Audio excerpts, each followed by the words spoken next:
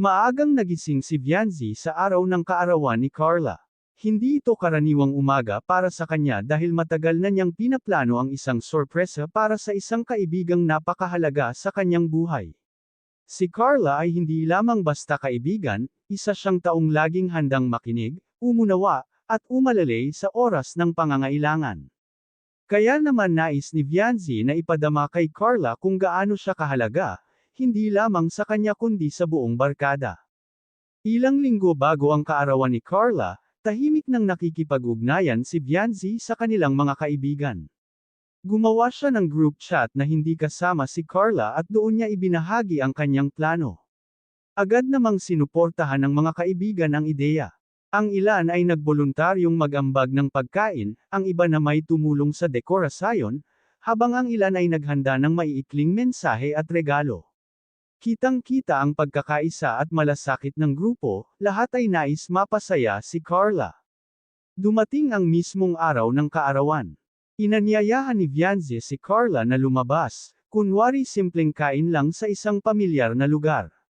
Walang kamalay-malay si Carla na may naghihintay palang sorpresa. Habang papalapit sila sa lugar, kinakabahan ngunit masaya si Vianzi. Iniisip niya kung magugustuhan ba ni Carla ang kanilang inihanda. Pagpasok ni Carla sa silid, biglang nagpatay-sindi ang mga ilaw at sabay-sabay na sumigaw ang lahat ng, "Happy Birthday, Carla!" Napahinto si Carla, napangiti, at tuluyang napaluha sa gulat at tuwa.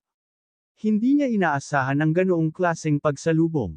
Nandoon ang mga kaibigan niyang akala niya'y abala o nasa ibang lugar. Ang buong silid ay napuno ng saya, halakhakan, at palakpakan. Hindi lamang si Vianzi ang nagpahayag ng suporta at pagmamahal. Isa-isa ring nagsalita ang kanilang mga kaibigan.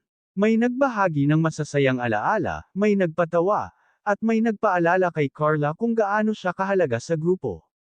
Ang bawat salita ay patunay na hindi nag-iisa si Carla, marami ang nagmamahal at handang sumuporta sa kanya. Sa gitna ng kasiyahan, makikita ang tunay na diwa ng pagkakaibigan. Ang ginawa ni Vianzi ay hindi lamang tungkol sa sorpresa o handaan, kundi tungkol sa pagbibigay halaga sa isang tao. Dahil sa kanyang inisyatiba, mas lalo pang tumibe ang samahan ng grupo. Pinatunayan niyang ang tunay na kaibigan ay handang maglaan ng oras, pagod, at pagmamahal para mapasaya ang iba. Sa huli, ang kaarawan ni Carla ay naging isang araw na hindi niya kailanman malilimutan. Uuwi siyang may ngiti sa labi at paan ang puso ng pasasalamat.